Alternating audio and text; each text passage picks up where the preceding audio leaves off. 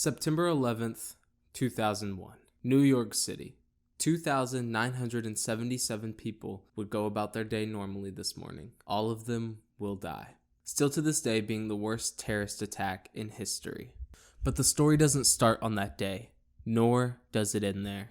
In 1999, 4 hijackers were identified by a task force known as Able Danger, and they were determined to be part of an Al-Qaeda cell.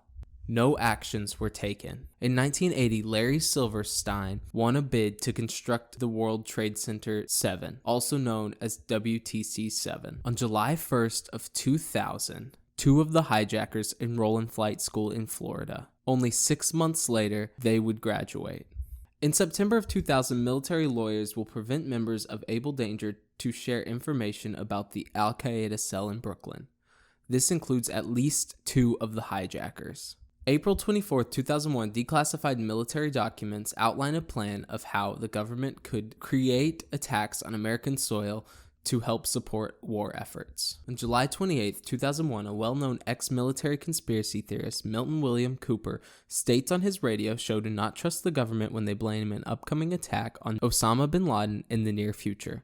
This was 2 full months before the attack. On July 24, 2001, Larry Silverstein would purchase the original 2 World Trade Center towers, also known as the Twin Towers. This is less than 6 weeks before the attack, and he would also add insurance onto his purchase. On the weeks leading up to the event, the hijackers can be seen in Florida at bars and strip clubs, which is odd behavior for Muslim extremists. On September 9th, 2 days before the attack, a war plan for Afghanistan was on George Bush's desk. On September 10th, the day before the attack, Donald Rumsfeld, the Secretary of Defense at this time, announces that the U.S. Department for Defense could not account for $2.3 trillion. The military was greatly overspending their budget, and they would begin to investigate exactly where that went. This was equal to $8,000 for every American citizen in the United States. This was also in the news some 18 months prior. FEMA, the Federal Emergency Management Agency, tasked with responding to natural disasters and terrorist events, arrive in New York City, according to the spokesperson Tom Kenny. At 6:30 p.m., the President George Bush arrives at a resort in Florida. This resort is equipped with surface-to-air missiles and a jet circling overnight, making him absent from the White House the following day. The following day is the largest terrorist attack in history. Here are how the events transpired. But before we get into that, a quick moment that if you enjoy this video to like and subscribe. I talk about conspiracies, do short films, and I do some comedy too. I upload weekly, and I think if you stuck around, you'd probably enjoy it, but I'll let you be the judge of that. But most importantly, thank you for watching, and I hope you enjoy.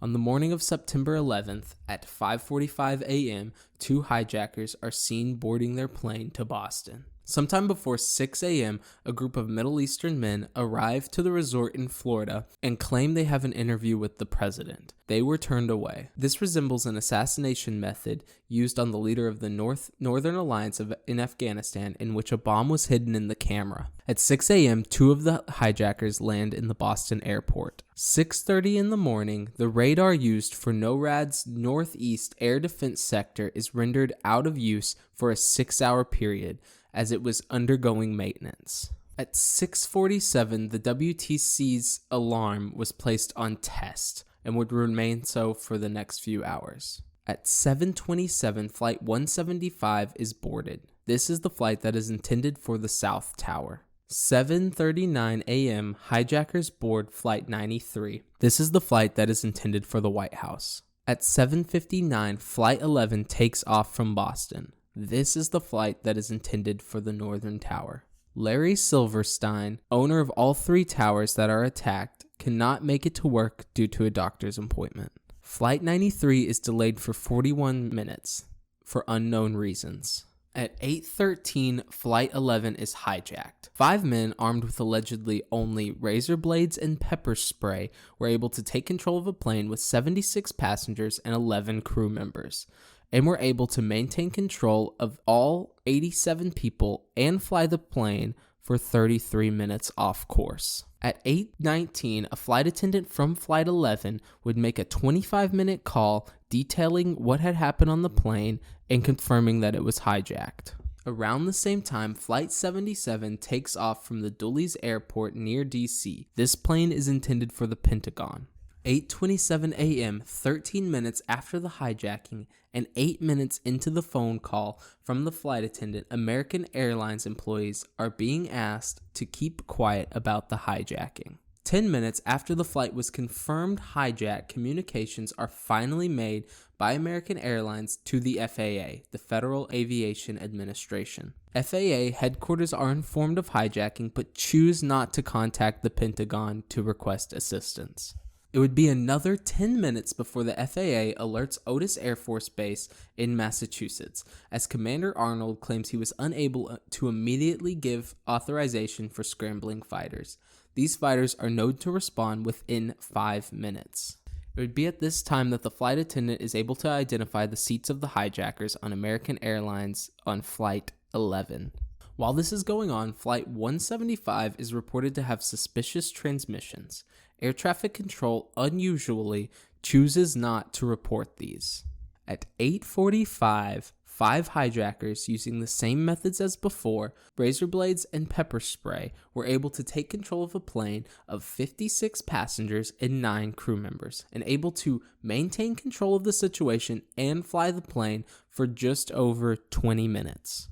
Flight 93 finally takes off from Newark. At 8:46, Flight 11 hits the North Tower, between the 93rd and 99th floor of a 110-story building, killing approximately 1,360 people in total. NORAD Operations Center's director finally agreed to scramble fighter jets in response to hijacking.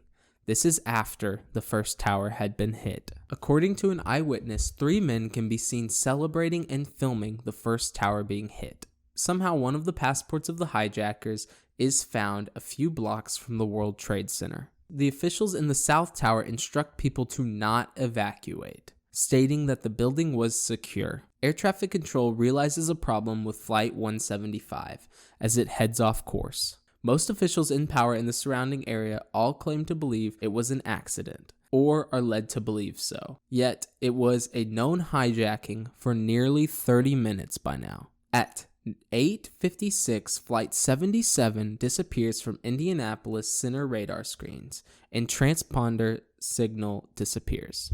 At 8:57, Flight 175 turns sharply to New York. Air traffic control watches as it rapidly descends onto New York, and nothing is done to stop it. Passenger leaves a message for his wife from an airphone saying, "Jules, this is Brian. Listen, I'm on an airplane that's being hijacked. If things don't go well and it's not looking good, I want you to know I absolutely love you. I want you to feel good, go have some good times, and to my parents and everybody. And I just totally love you, and I'll see you when you get here. Bye, babe."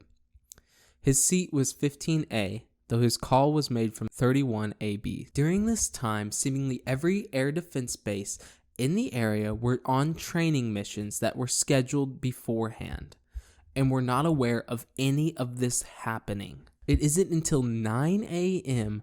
the Air Force's Crisis Action Team is activated, 45 minutes after the first plane was reported hijacked, 14 minutes after the plane hit the first tower, and 10 minutes after the second plane is confirmed hijacked.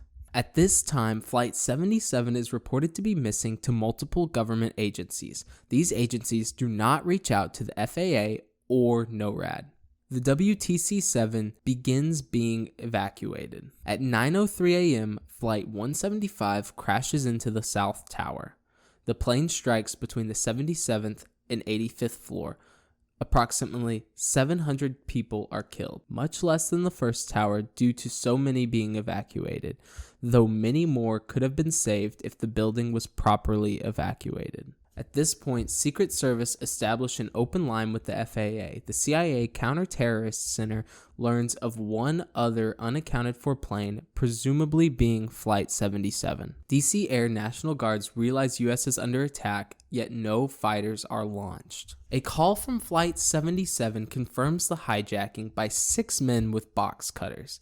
Officials claim, though, it was only 5. Barry Jennings reports from inside the WTC-7 that he could hear explosions, and as they were trying to evacuate, an explosion blocked their exit. They were trapped on the 8th floor, and this was before both towers fell, as he was able to witness both towers falling afterwards. At 9:16, Flight 93 was reported hijacked, which may be before the hijacking actually occurred. Flight 23 cancels takeoff and may have been avoided being the 5th hijacked plane. At 9:23, Flight 93 is told to be aware of possible cockpit intrusions and to secure their doors. The message is responded to by presumably the pilot of the plane. This was 7 minutes after the plane was reported hijacked. The vice president is given a notice that Flight 77 is heading towards the Pentagon and that it was 50 miles out, and proceeded to give the notice every 10 minutes as it approaches. The vice president exclaims that the orders still stand. Accounts differ on this interaction. Tom Burnett, a passenger on Flight 93, calls his wife and tells her his plane has been hijacked. He says they have a gun, though the reports from officials would claim otherwise. The call reportedly concluded at 9:27, though the 9/11 Commission will claim that the hijacking did not occur until a minute later at 9:28. Air traffic control notifies United Airlines about Flight 93. Hijacker does not know how to properly use the communications radio, so he transmits to the air traffic controller, "Ladies and gentlemen, hear the captain. Please sit down.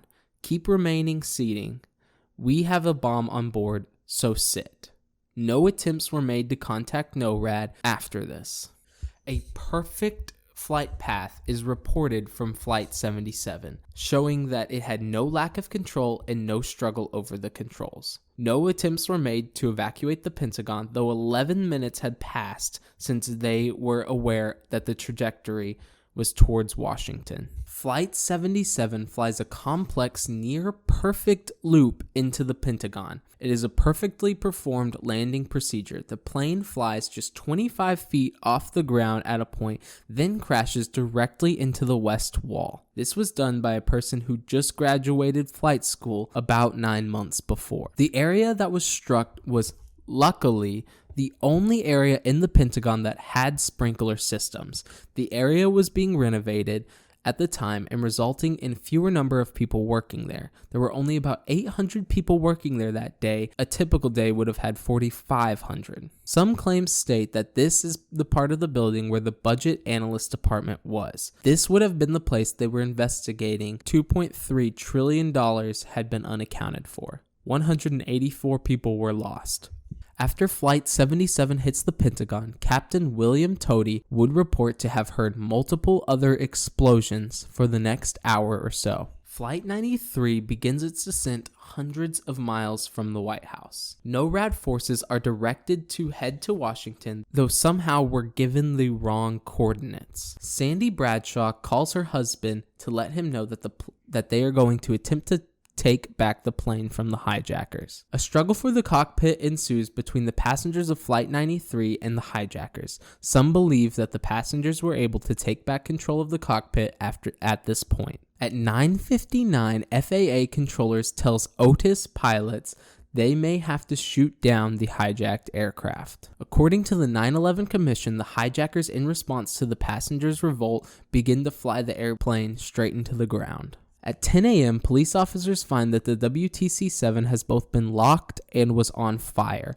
Reportedly, the building only suffered minor damage during the collapse of the second tower. The tape on Flight 93 ends an entire minute early before the crash. All other tapes recorded until the very last moment before the plane crashed, while in this one there's just engine noises for the last minute, leading some to believe the tapes were tampered with. Somehow the exact moment of the crash is unknown. The FAA reports it to be at 10:07, While the 9/11 Commission notes it being at 10:03, it is unknown how there is a 4-minute discrepancy in this. Just before the plane crashes, locals claim to hear a missile before the crash of Flight 93. Some accounts even witnessed fighter jets trailing Flight 93. The 9/11 Commission concludes that at 9:58, passengers begin to attempt to retake the hijacked aircraft.